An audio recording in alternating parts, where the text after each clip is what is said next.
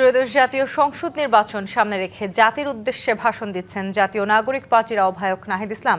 ভাষণটি রাষ্ট্রীয় television BTV সরাসরি সম্প্রচার করছে। বিচার ব্যবস্থাতেও প্রভাবশালীদের জন্য অবৈধ ও বিশেষ সুযোগ তৈরি করা হয়েছে।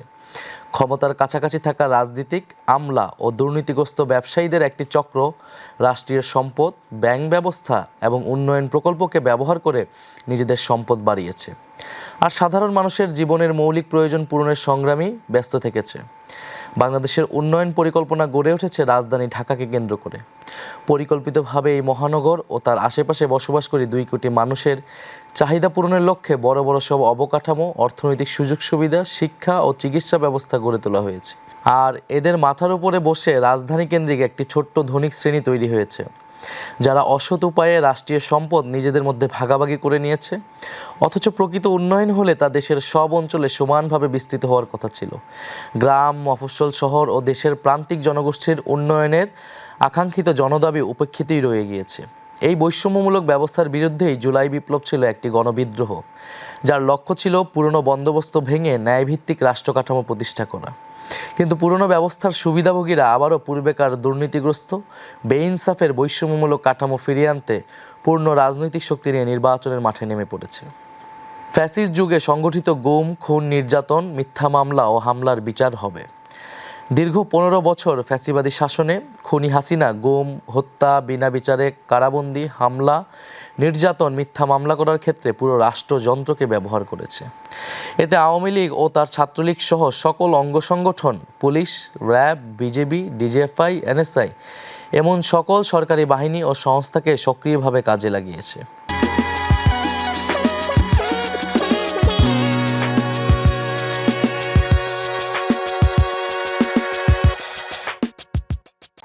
তার এই অপকর্মে ব্যবহৃত হয়েছে জনপ্রশাসন, বিচার বিভাগ, সশস্ত্র বাহিনী সহ রাষ্ট্রের সকল প্রতিষ্ঠান। 24-এর গণ অভ্যুত্থান ও জুলাই বিপ্লব সম্পন্ন হওয়ার পরে এর সবগুলোই ভেঙে পড়েছে। এতে নেতৃত্ব প্রদানকারী হোমরা চোমরাদের কিছু লোক পালিয়েছে, কিছু বিচারের আওতায় এসেছে, অনেককে আনার চেষ্টা করা হচ্ছে। বহু সামরিক, বেসামরিক আমলা ও বিচারক এখনও কর্মে নিয়োজিত রয়েছে। জুডিশিয়ারি, সিভিল সার্ভিস ও পুলিশ বিভাগের শীর্ষ নেতৃত্ব ভেঙে পড়লেও ডিফেন্স সার্ভিস এখনও অটুট রয়েছে।